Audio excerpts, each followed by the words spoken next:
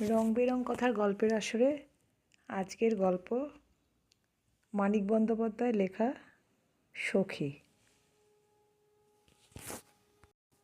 সদরের কড়া নাড়তে এক মুহূর্ত অপেক্ষা করে বিভা বলে, দেখ তো রিনা, কে কাদের চায়? উপরে নিচে 5 ঘর ভাড়াটে, উপরে 3 নিচে 2। বাইরে লোক এলে দরজা খুলে খোঁজ নেবার দায়িত্ব স্বভাবতই নিচের তলার ভাড়াটে তাদের উপর পড়েছে, বিভা এবং কল্যাণীদের। সদর থেকে ভিজে স্যাঁতস্যাঁতে একরত্তি উঠান পর্যন্ত সরু প্যাসেজের এ পাশের ঘরটা তাদের, ও পাশেরটা কল্যাণীদের। ভিতরে আরও একখানা করে ছোট ঘর তারা পেয়েছে, কিন্তু রান্নাঘর মোটে একটি। কল্যাণীরা রান্নাঘরের ভেতরে রাঁধে, বিভা রাঁধে বারান্দায়। তবে সুবিধা অসুবিধার হিসাব ধরলে লাভটা কাদের হয়েছে ঠিক করা অসম্ভব। রান্নাঘরখানা খুবছি, আলো বাতাস খেলে না। উনান ধরলে একেবারে হাড় কাঁপানো দিনগুলো ছাড়া শীতকালেও ভাবসা গরমে বেশ কষ্ট হয়। নিঃশ্বাস আটকে আসে। মাঝে মাঝে ছুটে বেরিয়ে উঠোনে দাঁড়িয়ে আকাশের ফালিটুকুর দিকে মুখ তুলে হাঁপ ছাড়তে হয়। বারান্দায় আবার জায়গা এই এতটুকু, নড়াচড়া করতেও অসুবিধা হয়। সাধারণত কল্যাণীরাই সদরের কড়া নাড়ায় বেশি সাড়া দেয়, তাড়াতাড়ি বেশ একটু আগ্রহের সঙ্গে দেয়। বিবাদের বা উপরতলার ভাড়াটেদের কাছে লোকজন কদাচিৎ আসে। কল্যাণীরা নিজেরাও সংখ্যায় অনেক বেশি, দেখা করতে, বেড়াতে বা কাজে বাইরের লোকও ওদের কাছেই বেশি আসে। অন্য ভাড়াটেদের তুলনায় বাইরের জগতের সঙ্গে ওদের যোগাযোগ অনেক বেশি। কল্যাণীরা সম্ভবত রান্নাঘরে খেতে বসেছে বা অন্য কাজে ব্যস্ত আছে। বিভার রান্না খাওয়ার পাট অনেক আগেই চুকে যায়। 2-1 মিনিট দেখে ওদের কাছে লোক এসেছে ধরে নিয়েও শোয়া রিনাকে তুলে সে খবর নিতে পাঠিয়ে দেয়। এটুকু করতে হয় এক বাড়িতে থাকলে। ক্ষীণ অস্পষ্ট আশা কি জাগে বিভার মনে যে আজ হয়তো তার কাছেই কেউ এসেছে? কেউ তো একরকম আসেই না, যদি বা কেউ আজ এসে থাকে। একটু পরেই ফ্রক পরা 3 বছরের একটি মেয়ের হাত ধরে বিভার সমবয়সী একটি মেয়ে খোলা দরজার সামনে এসে দাঁড়ায়। ভাবতে পেরেছিলি কেমন চমকে দিয়েছি? তাকে দেখেই বিভা ধর্মর করে উঠে বসেছিল। ব্যাকুল ও উৎসুক কণ্ঠে সে বলে, রানী, ইস, কি রোগা হয়ে গেছিস, কি চেহারা হয়েছে তোর। রানী যেন বেশ একটু ভড়কে যায়, মুখের হাসি খানিকটা মিলিয়ে আসে। তা যদি বলিস, তুইও তো কম রোগা হসনি, কালো হয়ে গেছিস যে, তোর অমন রং ছিল। 2 সখী ব্যাকুল ও প্রায় খানিকটা ভীতভাবে পরস্পরের সর্বাঙ্গে চোখ বুলিয়ে দেখতে থাকে। দুজনেরই ভাঙাচোরা অতীতের প্রতিবিম্ব নিয়ে যেন 2টি আয়নার মতো তারা পরস্পরের সামনে এসে দাঁড়িয়েছে।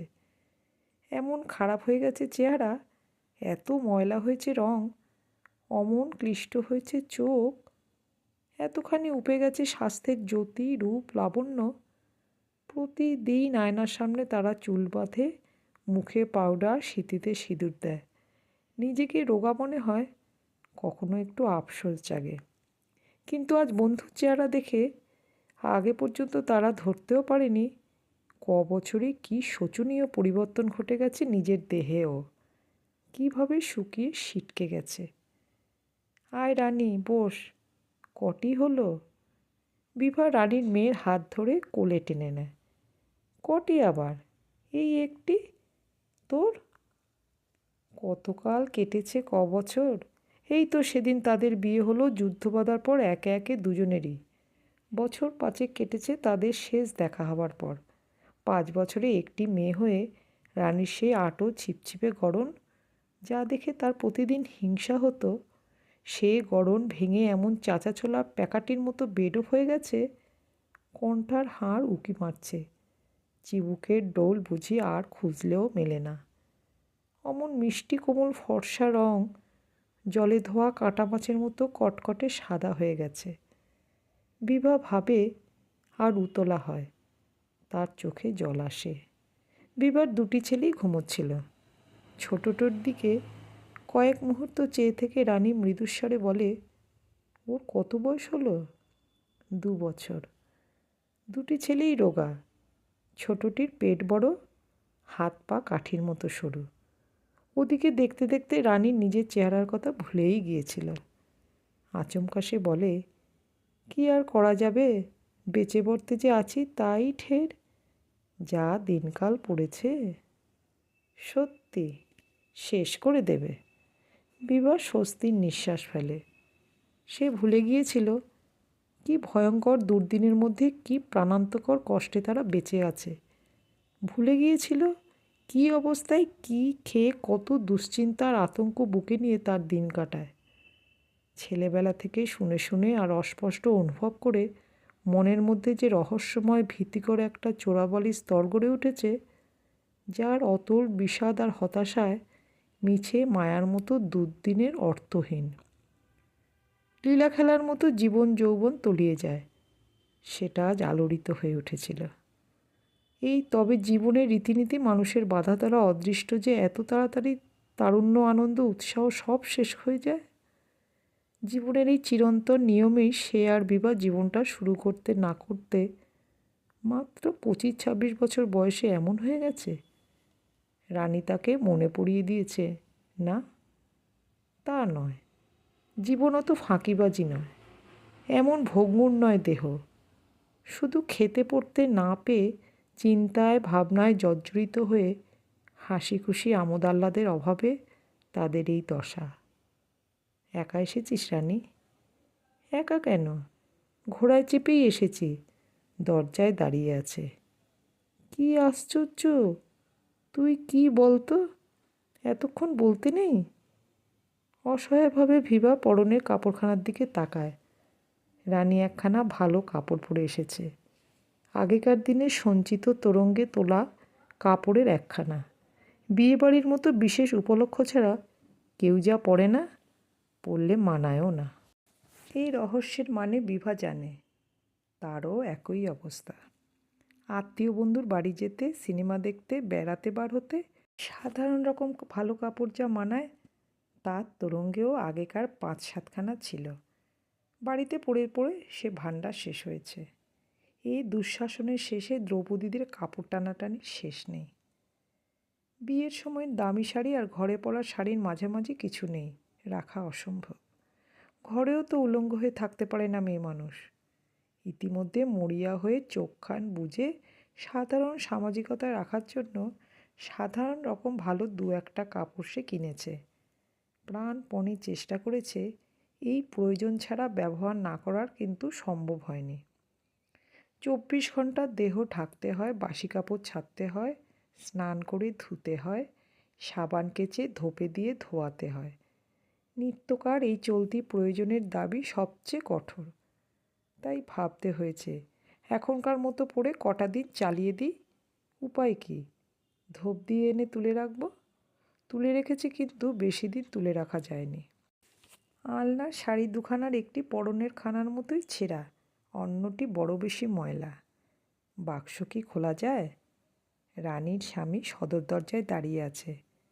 এখন কি অত সমারোহ করা চলে? হাত বাড়িয়ে সে ময়লা কাপড়খানাই টেনে নেয়। কল্যাণী অমিয়কে জিজ্ঞাসা করছিল, কাকে চান? কল্যাণী বিভার চেয়ে 10 বছরের বড় হবে, তার বেশি নয়। তার 2টি ছেলে মেয়ে, সংসারে 11 জন লোক। সেই চাপে তার লজ্জাশরম মুচড়ে গেছে। আঁচিয়ে উঠে সদরে মানুষ থেকে এক কাপড়ে সে অনায়াসে তার প্রয়োজন জানতে এসেছে। তার সংকোচ নেই, দ্বিধা নেই, অস্বস্তি নেই। দাসীর মতো লাগছে নাকি রানীর মতো লাগছে বাইরের অজানা লোকের কাছে, চোখে কেমন লজ্জাকর ঠেকে এ চিন্তার অঙ্কুরও বুঝি আর গজায় না তার মনে। এমন শক্ত অনুর্বর হয়ে গেছে তার মধ্যবিত্তের অভিমান। কিন্তু ভয়ানক কথা, নিজেও বিভাজে এগিয়ে এসেছে ব্লাউজ না গায়ে দিয়েই, এটা তারও খেয়াল হয়নি। তাড়াতাড়ি ছিঁড়ে যায় বলে 10টা নাগাদ বাড়ির পুরুষরা আপিসে কাজে বেরিয়ে গেলেই সে ব্লাউজ খুলে ফেলে।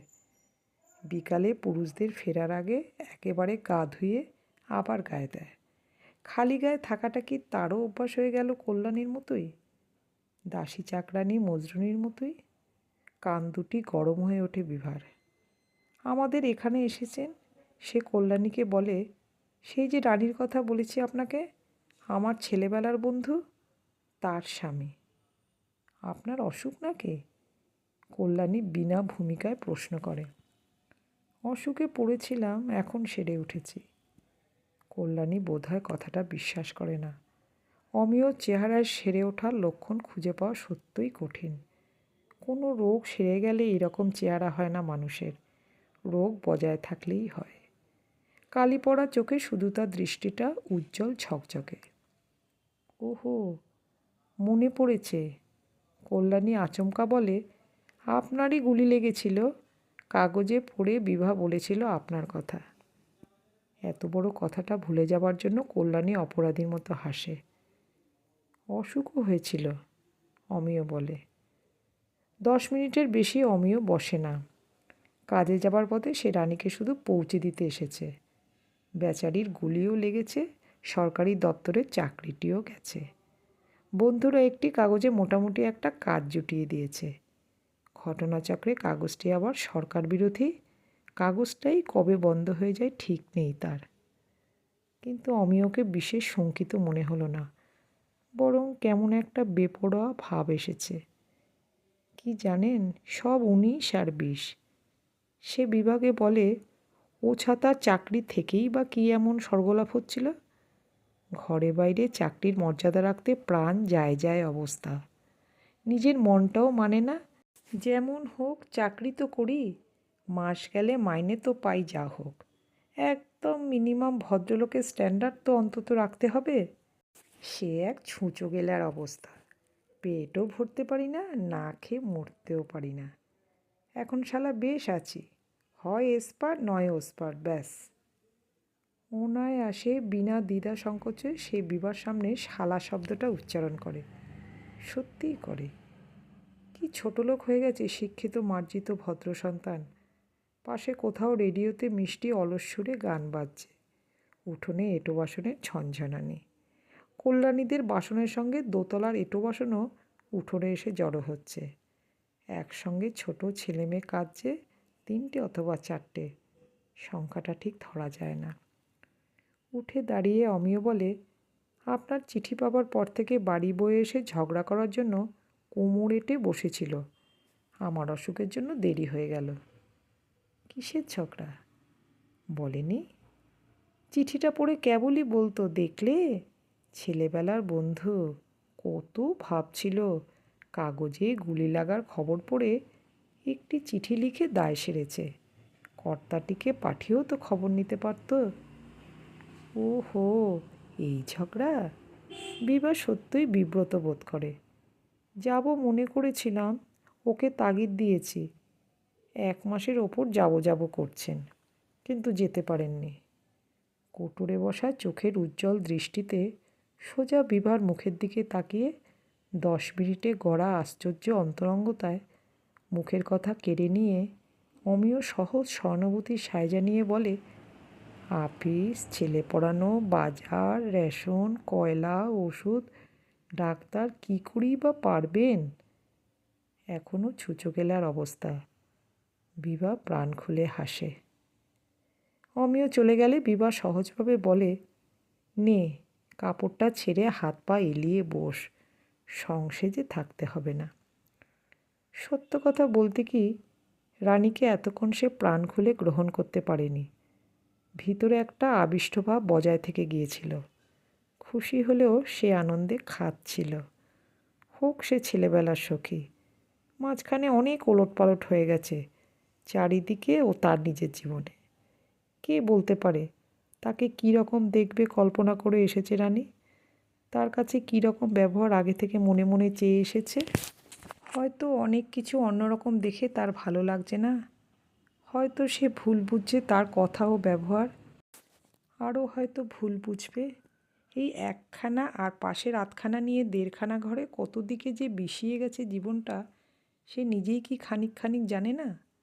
রানী এসে দাঁড়ানো মাত্র তার ফ্যাকাশে ম্লান চেহারা দেখে উতলা হওয়ার সঙ্গে প্রাণটা তার ধক করে উঠেছিল বিপদের আশঙ্কায়। তার সখী এসেছে। এককালে দিনে অন্তত একবার যার কাছে না গেলে সে অস্থির হয়ে পড়ত। এতদিন পরে সেই সখী এসেছে তার ঘরের দরজায়। আনন্দে উচ্ছ্বসিত হয়ে ওকে তো সে অভ্যর্থনা করতে পারবে না। হেসে কেঁদে অনর্গল আবোল তাবোল কথা যা মনে আসে বলে গিয়ে প্রমাণ দিতে পারবে না সে কৃতার্থ হয়েছে। সে সাধ্য তার নেই। হাজার চেষ্টা করেও বেশিক্ষণ সে আনন্দ উচ্ছ্বাস বজায় রাখতে পারবে না। ঝিমিয়ে মিয়ে তাকে যেতেই হবে। কী ভাববে তখন রানী? কি বিশ্রী অবস্থার সৃষ্টি হবে। আরও ভেবেছিল বিকেল পর্যন্ত যদি থাকে চায়ের সঙ্গে ওকে কি খেতে দেব। ওর মেয়ে যদি দুধ খায়, দুধ কোথায় পাবো? শ্রান্তিতে যদি ওর হাই ওঠে, বিছানায় কি পেতে দিয়ে ওকে আমি শুতে দেব? 10 মিনিটের মধ্যে অমিয় তাদের সখিত্বকে সহজ করে বাস্তবে দৃঢ় ভিত্তিতে প্রতিষ্ঠিত করে দিয়ে গেছে। বিবার আর কোনো ভয় নেই, ভাবনা নেই, সংকোচ নেই। কারণ কোনো অভাব, কোনো অবস্থার জন্য রানী তাকে দায়ী করবে না। তার মেয়ে দুধের খিদে কাঁদলে সে যদি শুকনো দুটি মুড়ি শুধু তাকে খেতে দেয়, তাতেও নয়। চাদরের বদলে ময়লা ন্যাকড়া পেতে দিলেও গা এলিয়ে রানী তাকে গাল দেবে না মনে মনে। এটুকু আমিও তাকে বুঝিয়ে দিয়ে গেছে। ময়লা শাড়িখানা পরে রানীও যেন বাঁচে। একটা পান দে না বিভা। কোথায় পাবো পান? ত্যাগ করেছি। মাসে 3-4 টাকা খরচ। কি হয় পান খেয়ে? একটি লবঙ্গ মুখে দিলে মুখ শুদ্ধি হয়। নে। বিভার বাড়ানো হাতে প্লাস্টিকের চুড়ি নজর করে রানী হাসে। তুইও ধরেছিস? ভাগ্যে এই ফ্যাশনটা চালু হচ্ছে। সোনা না দেখে লোকে কিছু ভাববে না। ফ্যাশন কি এমনই চালু হয়? যেমন অবস্থা তেমন ফ্যাশন। সোনা নেই তোর? টুকটাক আছে। তোর? 4 গাছা চুড়ি, সরু হারটা আর কানপাশা। ও বছর টাইফয়েডের এক পালা গেল। তারপর আমার কপাল টানলো হাসপাতালে। মরবে জেনেও কেন যে পেটে আসে বুঝি না ভাই। আমাকেও প্রায় মেরেছিল। কি যে কষ্ট পেলাম এবার। অথচ দেখ, এই দুটোর বেলা ভালো করে টেরও পাইনি। দিনকাল খারাপ পড়লে কি মানুষের বিয়ানোর কষ্টও বাড়ে? বাড়ে না। খেতে পাবে না, মনে শান্তি থাকবে না, গায়ে পুষ্টি হবে না, বিয়লেই হলো। দুই সখী অদ্ভুত এক জিজ্ঞাসার ভঙ্গিতে চোখে চোখে তাকায়। দুজনের মনে একসঙ্গে একই অভিজ্ঞতা, একই সমস্যা জেগেছে। আজ দুজনের নিরিবিলি দুপুরে কাছাকাছি আসার সুযোগে পরস্পরের কাছে প্রশ্নটা তাদের যাচাই করে নিতেই হবে। জানতে হবে খাপছাড়া অদ্ভুত একটা ফাঁদে পড়ার যে রহস্যময় ব্যাপারটা নিয়ে যন্ত্রণার অন্ত নেই। সেটা শুধু একজনের বেলাই ঘটছে না, দুজনেরই সমান অবস্থা। বুঝতে হবে কেন এমন হয়, এমন অঘটনের মানে কি। রানী বলে, বল না, তুই আগে বল। আগেও ঠিক এমনিভাবেই জীবনের গহন গভীর গোপন রহস্যের কথা উঠত। কেউ একজন মুখ খোলার আগে চোখ মুখের ভাবভঙ্গি দেখেই দুজনে টের পেত যে জগতের সমস্ত মানুষের কাছ থেকে আড়াল করা শুধু তাদের দুই সখীর প্রাণের কথা বলা বলি হবে। বিভা বলে, কিছু বুঝতে পারি না ভাই। এইরকম যাচ্ছে তাই শরীর। কি যে খারাপ লাগে বলার নয়। তবু আমার যেন বেশি করে ভূত চেপেছে। বিয়ের পর 2-1 বছর সবারই পাগলামি আসে। ও বাবা, এখন যা দাঁড়িয়েছে তাতে তখন রীতিমতো সংযমী ছিলাম বলা চলে। আগে ভাবতাম ও বেচারির দোষ। ঝগড়া করে ও ঘরের ঘুপটির মধ্যে বিছানা করে শোয়ার ব্যবস্থা করেছিলাম। তখন টের পেলাম কি বিপদ। আমারও দেখি মরণ নেই, ঘুম আসবে ছাই। উঠে এসে যদি ডাকে, ভেবে কি ছটফটানি আমার। বিশ্বাস করবি, থাকতে না পেরে শেষে নিজেই এলাম। রানী একটু হাসে। উঠে এসে বললি তো একা শুতে ভয় করছে। তোরও তবে একই রকম। বিভা যেন স্বস্তি পায়। কি তবে? তোর একরকম, আমার অন্য রকম। দুই সখী আশ্চর্য হয়ে পরস্পরের মুখের দিকে চেয়ে থাকে। রানী বলে, তবে আমার আজকাল কেটে গেছে। অন্যদিকে মন দিতে হয়। তোরও কেটে যাবে। একটু ভেবে রানী আবার বলে, আমার মনে হয় এ একটা ব্যারাম। ভালো খেতে না পেলে, ভাবনায় চিন্তায় কাহিল হলে এরকম হয়। ছেলেপিলেকে দেখিস না, পেটের ব্যারাম হলে বেশি খাই খাই করে, চুরি করে যা তা খায়। চুরি করেও খাস নাকি তুই? দুই সখী হেসে ওঠে। সেই এক মুহূর্তের হাসির ক্ষীণ শব্দ সঙ্গে সঙ্গে কোথায় মিলিয়ে যায় শিশুর কান্না, বাসন নাড়ার শব্দ মেশানো দুপুরের স্তব্ধতায়। শুধু শিশুর কান্না নয়, এই বাড়ির দোতলাতেই মেয়েলি গলায় একজন সুর করে কাঁদছে। উপরতলায় একজন ভাড়াটে, রমেশ, তার বুড়ি মা। রমেশের ছোট ভাই অশেষ সবে কলেজ থেকে বেরিয়ে চাকরির ধান্দায় ঘুরতে শুরু করেছিল। কদিন আগে টিবি রোগে সে মারা গেছে। এই সেদিন দেখেছি চলাফেরা করছে। বিভা হঠাৎ শিউরে উঠে বলে, দিনরাত ঘুরে বেড়াতো। ওর সঙ্গে তর্ক করতো আমরা স্বাধীনতা পেয়েছি কিনা। এই বিছানায় বসে একদিন রাত্রে কথা কইতে কইতে কাঁদতে শুরু করলো। এক ঝলক রক্ত উঠে চাদরে পড়ল। কীরকম ভ্যাবাচেকা খেয়ে যে চেয়ে রইল ছেলেটা। আগে একটু আধটু রক্ত পড়েছে গ্রাহ্যও করেনি, সেদিন প্রথম বেশি পড়ল। নিজের শরীরটাকে পর্যন্ত গ্রাহ্য করে না। কী যে হয়েছে আজকালকার ছেলেরা। আনমনে কী যেন ভাবে, একটু ম্লান হেসে বলে, প্রথমে ঠিক হয়েছিল চাদরটা পুড়িয়ে ফেলব, কিন্তু তাহলে সঙ্গে সঙ্গে আবার একটা চাদর কিনতে হয়। শেষ পর্যন্ত তাই। এই কথাটাও বিভা শেষ পর্যন্ত বলে উঠতে পারে না, আবার আনমনা হয়ে যায়। কীভাবে জানিস রানী? শুধু শাক পাতা আর পচা চালের দুমুঠো ভাত খায়, না এক ফোঁটা দুধ, না এক ফোঁটা মাছ। এই খেয়ে আপিস করা রাত 9টা পর্যন্ত ছেলে পড়ানো। একদিন যদি ওই রকম কথা কইতে কইতে কাঁদতে শুরু করে, এই কথারও শেষটা মুখে উচ্চারণ করা অসম্ভব। রানী অসম্ভবকে সম্ভব করে যোগ দেয়, রক্তে বিছানা যদি লাল হয়ে যায়। আমিও আগে এরকম আবোল তাবোল কত কী ভাবতাম। রক্তে একদিন রাস্তাই লাল হয়ে গেল, আর ভাবি না। কি আছে অত ভয় পাবার, ভাবনা করার? সংসারে কুলি মজুরও তো বেঁচে আছে, বেঁচে থাকবে।